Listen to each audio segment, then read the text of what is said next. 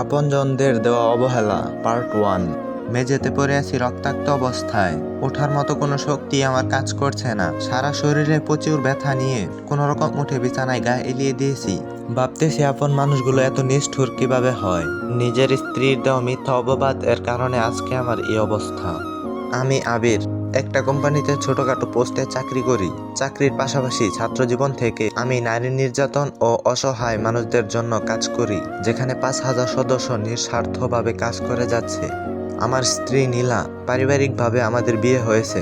বিয়ের আজ 2 বছর পূর্ণ হয়েছে। আজই আমার জীবনের সবচেয়ে বড় সারপ্রাইজ পেলাম। কাল রাতে যখন অফিস থেকে বাড়ি আসছি, কলিং বেল বাজাইতেই নীলা দরজা খুলে দিল। প্রতিদিনের মতো নীলাকে জড়িয়ে ধরে বলতে লাগলাম, কেমন আছো গো? কিন্তু নীলা এক ঝটকায় নিজেকে ছাড়িয়ে নিল। তার এই আচরণে আমি কিছুটা অবাক হলাম। হঠাৎ সে এমন করবে কেন? খবরদার, আমাকে স্পর্শ করবা না। তোমার এই হাত দিয়ে আমাকে আর স্পর্শ করবা না, এই বলে দিলাম। আর আজ থেকে তুমি আমার কেউ না। আমি মুক্তি চাই, তোমার কাছ থেকে সারা জীবনের জন্য মুক্তি চাই। নীলার এই কথা শুনে আমার মাথায় আকাশ ভেঙে পড়লো। আমি অনেকক্ষণ নীরব থেকে বললাম, কি বলছো এসব তুমি? মুক্তি চাই মানে কিসের মুক্তি? নীলা বলল, আমি ডিভোর্স চাই আবির, তোমার সাথে অনেক হয়েছে, আর না। নীলা, আচ্ছা তুমি আমার সাথে মজা করছো তাই না? দেখো, এ সময় মজা একদম না। তোমার শরীর ঠিক আছে তো? আমাকে নিয়ে তোমার না ভাবলেও চলবে, আমি ঠিকভাবেই কথা বলছি। সারাদিন অফিস করে ক্লান্ত হয়ে রাগের মাথায় নীলাকে ঠাস করে একটা চড় মারলাম। 2 বছরের সংসার, এই প্রথম ওর গায়ে হাত তুলছি। কষ্টে আমার বুকটা ছিঁড়ে যাচ্ছে, তারপরও স্বাভাবিক থাকার চেষ্টা করলাম। নীলা কাঁদতে কাঁদতে বিছানায় শুয়ে পড়লো। আমিও আর কিছু বলিনি তাকে। আমার মাথা কাজ করা বন্ধ করে দিয়েছে হঠাৎ নীলার এই অস্বাভাবিক আচরণে। ক্লান্ত শরীর নিয়ে বিছানায় গা এলিয়ে দিলাম। রাতে অনেকবার নীলাকে ডেকেছি, কি হয়েছে, কি জন্য এসব করছো, কথাগুলো জানার জন্য। কিন্তু একবারও আমার দিকে তাকায়নি, একটা কথাও বলেনি। আমি পুরো ঘুমের রাজ্যে হারিয়ে গেলাম। সকালবেলা সূর্যের আলো মুখে পড়তেই ঘুম ভেঙে গেল। ঘড়িতে তাকিয়ে দেখি 10টা 3 বাজে। কি আশ্চর্য, নীলা আজ আমাকে ডাকেনি কেন? মনের ভিতরে উল্টাপাল্টা শুরু হয়ে গেল। প্রতিদিন নীলার মিষ্টি গলায় ও কোমল হাতের ছোঁয়ায় ঘুম ভাঙে। ঘুম থেকে উঠতে দেরি হলে শুরু করে বিভিন্ন কায়দায় ঘুম ভাঙানো। মান অভিমান তো আছেই, কিন্তু আজ কি হলো নীলার? কাল রাত থেকে অদ্ভুত আচরণ। এসব ভাবতে ভাবতে ওয়াশরুম থেকে ফ্রেশ হয়ে নিচে নামতেই একটা বড় শক খেলাম। আমার শ্বশুর আর নীলার বড় ভাই সোফায় বসে আছে, পাশে নীলা দাঁড়িয়ে আছে। আমাকে দেখতেই বলা শুরু করে দিল, তোর মতো ছেলের কাছে বিয়ে দিয়ে আমার মেয়ের জীবনটা নষ্ট হয়ে গেছে। কি ভাবছিস তুই অপকর্ম করবি আর আমরা কিছুই জানবো না? আমি নির্বাক হয়ে দাঁড়িয়ে রইলাম। কি হচ্ছে? কি অপকর্ম করছি? আমি তো কিছুই বুঝতে পারছি না। নীলা নীরবে চোখের জল ফেলছে।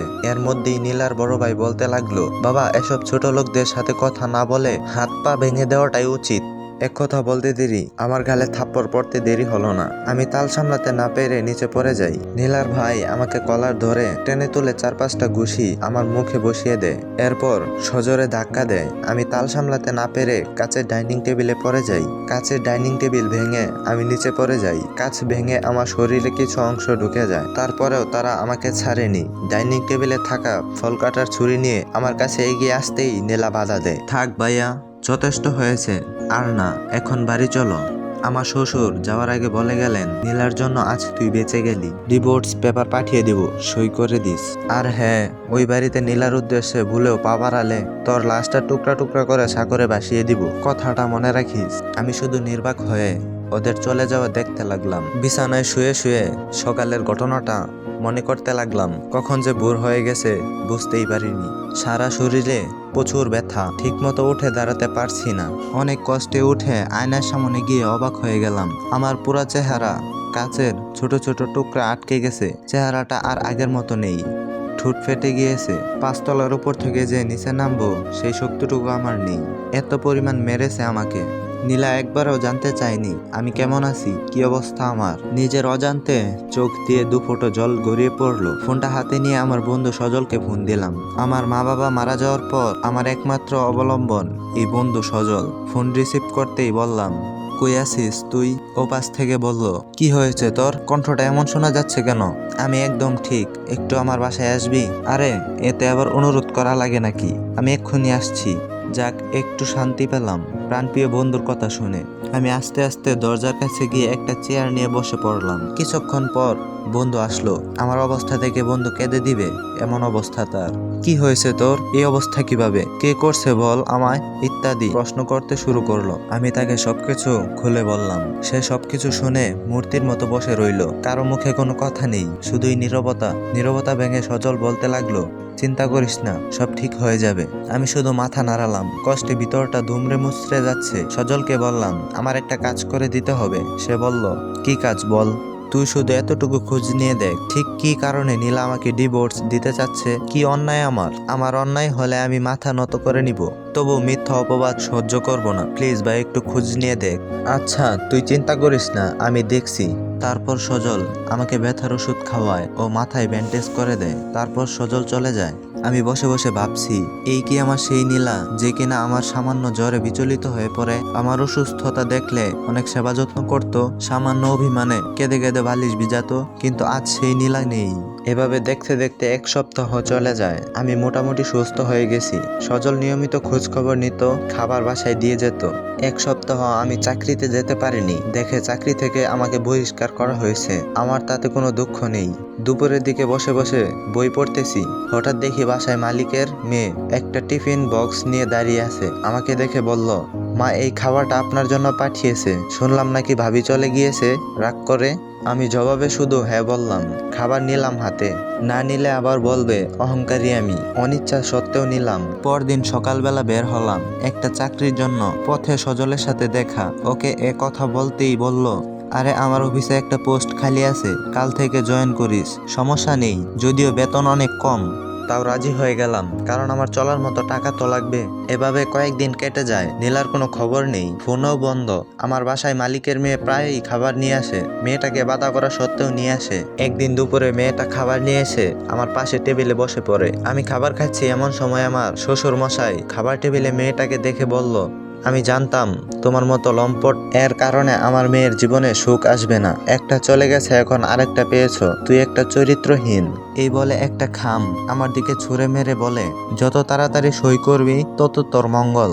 আমাকে কিছু বলার সুযোগ না দিয়ে হন করে বেরিয়ে গেল। আমার সাথে থাকা মেয়েটিও অনেক লজ্জা পেল। খাবার টেবিল থেকে উঠে সোজা রুমে গিয়ে বসে পড়ি। কাপা হাতে খামটা হাতে নিয়ে দেখি ডিভোর্স পেপার। আমার চোখ দিয়ে আশার শ্রাবণ বয়ে নামছে। স্বয়ং নীলা আমাকে ডিভোর্স লেটার পাঠিয়েছে। চিৎকার করে বলতে ইচ্ছা করে, কি দোষ ছিল আমার? কি কারণে এমন করলো নীলা? আমি বাঁচতে চাই, আমি তোমার সাথে বাঁচতে চাই, আমাকে বাঁচাও। ডিভোর্স পেপার সই না করে সোজা বাসার নিচে গিয়ে 5 প্যাকেট সিগারেট নিয়ে আসি।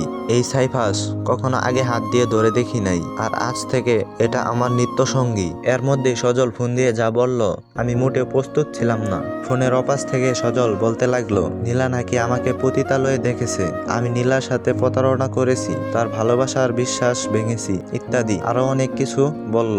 নীলার বড় ভাইয়ের কাছ থেকে সজল খবরটা জেনে নেয়। হ্যাঁ, আমি পতিতালয়ে গিয়েছি, কিন্তু কেন গিয়েছি নীলা একবারের জন্যও কি জানতে চায়নি? আর জেনেই বা কি করবে? এমন স্থানে স্ত্রী তার স্বামীকে দেখলে সহজেই বিশ্বাস করে নিবে সে খারাপ, কিন্তু কেউ আমার মনের কথাটা জানে না। আমাকে একবারের জন্যও কথা বলার সুযোগ দেওয়া হয়নি। মনে মনে আল্লাহকে বলতেছি, কেন তুমি আমার সাথে এমন করলে? আমি তো তোমার হুকুমের কোনো কমতি রাখিনি। চোখ দিয়ে পানি পড়তেছে, মুছে দেওয়ার মতো কেউ নাই। আমি কেন পতিতালয়ে গিয়েছি এবার শুনুন। বেশ কিছুদিন আগে আমি অফিস যাওয়ার জন্য রাস্তা দিয়ে হেঁটে যাচ্ছি। এমন সময় এক বৃদ্ধ মহিলাকে দেখলাম রাস্তার পাশে বসে আছে, হাতে একটা ব্যানার, তাতে লেখা, আমার মেয়েকে বাঁচাও, অত্যাচারী হাত থেকে রক্ষা করো, ইত্যাদি। আমি কৌতূহলবশত জিজ্ঞাসা করলাম, কি হয়েছে আমাকে খুলে বলুন। মহিলা বলতে লাগলো, আমার মেয়েকে পতিতালয়ে একদল প্রতারক চক্র বিক্রি করে দিয়েছে। 5 বছর আগে কত জায়গায় গিয়েছি বিচারের জন্য, কিন্তু বিচার পাইনি। তাই আমি আজ বাবা পথে পথে এই ব্যানার নিয়ে ঘুরছি। নিজের অজান্তে চোখের কোণে পানি এসে গেল। তারপর ওনার কাছ থেকে মেয়েটির ছবি নিয়ে পতিতালয়ের ঠিকানায় চলে গেলাম। আমার দ্বারা যদি কোনো মা তার সন্তানকে ফিরে পায়, এর চেয়ে বড় আর কি হতে পারে? এসব ভাবতে ভাবতে পতিতালয়ে এসে ওইখানের ম্যানেজারের ছবি দেখিয়ে বললাম, এই মেয়েটি কি এখানে আছে? ম্যানেজার বলল, আছে। আমি এই মেয়েটিকে মুক্ত করে দিতে চাই। কত টাকা লাগবে মুক্তিপণ্য হিসাবে? ম্যানেজার জবাব দিল, 2,50,000 টাকা লাগবে। এই মুহূর্তে এত টাকা আমার কাছে নাই, তাই বলে আসলাম কালকে আসবো। এই কথা বলে ওইখান থেকে চলে আসলাম। পরদিন টাকা নিয়ে আবার গেলাম, কিন্তু ম্যানেজার বলল, আজকে হবে না, কিছুদিন পর আসেন। কি আর করার, কিছুদিন পর গিয়ে মেয়েটিকে মুক্ত করে তার অসহায় মায়ের কাছে ফিরিয়ে দিলাম। তিনি আমাকে দেখে দোয়া করলেন, তোমার বউ সন্তান যেন সবসময় ভালো থাকেন, পরিবার যেন শান্তিতে থাকেন। আমি ওনার কাছ থেকে বিদায় নিয়ে চলে আসলাম। কিন্তু কে জানে ওই বৃদ্ধার দোয়া অভিশাপে পরিণত হবে। হয়তো নীলা আমার পিছু নিয়ে আমাকে ওই স্থানে দেখে ফেলে, যার করুণ পরিস্থিতির শিকার আজ আমি নিজেই। কিন্তু নীলা কি একবারের জন্যও জানতে চাওয়ার প্রয়োজন মনে করেনি? বাহ, কি সুন্দর নিয়তির খেলা। একজনকে মুক্তি দিয়ে এসে দেখি আরেকজন আমার কাছ থেকে মুক্তি নিয়ে নিছে। অনেকগুলো কষ্ট মনের ভিতরে চাপা দিয়ে নিজেকে শক্ত করে নিলাম। পরদিন সকালে অফিসে যেয়ে দেখি সজল মন খারাপ করে বসে আছে। আমি জিজ্ঞাসা করলাম, কি হয়েছে তোর? এরপর ও যা বলল আমি আর দাঁড়িয়ে থাকতে পারলাম না, ঠাস করে বসে পড়লাম। নীলার নাকি সামনের সপ্তাহে বিয়ে, ছেলে আমেরিকা থাকে। আমার মনে হচ্ছে অক্সিজেন নেওয়া বন্ধ হয়ে গেছে আমার। সজলকে জড়িয়ে ধরে কতক্ষণ কেঁদেছি তার কোনো ঠিক নেই। সন্ধ্যায় ক্লান্ত শরীর নিয়ে বাসায় আসলাম। ঘরে যেয়ে দেখি দরজা খোলা। আশ্চর্য, আমি তালা মেরে গেছি। তখন মনে পড়লো নীলার কাছে আরেকটা চাবি আছে, কিন্তু নীলা এখন আসবে না কিছুতেই ভাবতে পারছি না। রুমে যেয়ে বড় একটা ধাক্কা খেলাম। নীলার একটা জিনিসপত্রও নেই, ওর জামা কাপড় কিছুই নেই, ওর কোনো চিহ্নই এই ঘরে আর নেই। তার মানে নীলা আসছিল, এসে ওর সবকিছু নিয়ে গেছে। এক বুক হতাশ নিয়ে ছাদে বসে আছি আর ভাবতেছি, এভাবে কি আমি বেঁচে থাকতে পারবো? একটা পুরুষ যখন কাঁদে তখন তার কষ্টের সীমা পার হয়ে যায়। সারা রাত ছাদে কাটিয়ে দিই।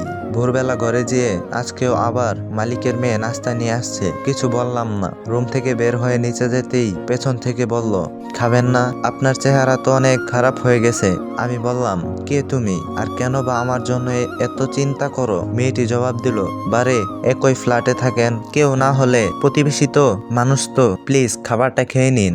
আমি শুধু বললাম, আমার খিদে নেই। একথা বলে রাস্তায় আনমনে হাঁটতে লাগলাম। তো নেক্সট পার্টের জন্য অপেক্ষা করুন।